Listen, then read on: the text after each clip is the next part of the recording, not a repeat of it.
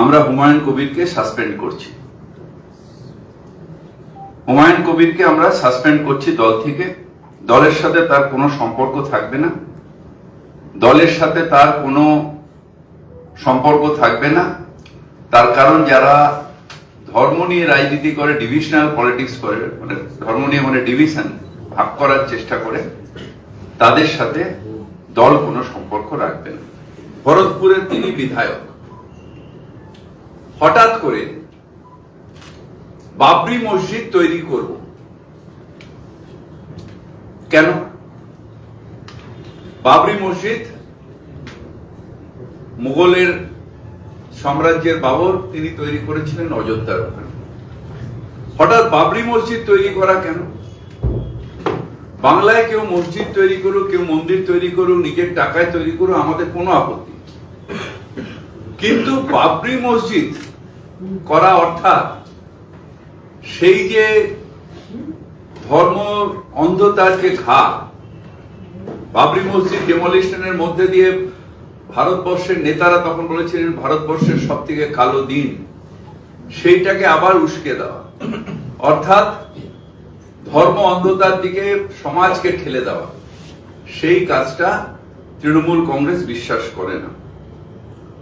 আমাদের আবার 6 তারিখেই বা কেন? কেন হুমায়ুন ভাই কেন অন্য নাম দিলেন না? অনেক শহীদ হয়েছেন, তাদের নামে কেন করলেন না? মুর্শিদাবাদে যদি এতই টাকা ওনার কাছে থাকে, তাহলে ওখানে অন্য কিছু কেন করলেন না? স্কুল কলেজ কেন করলেন না? কেন শুধু এই সেন্টিমেন্টের উপর?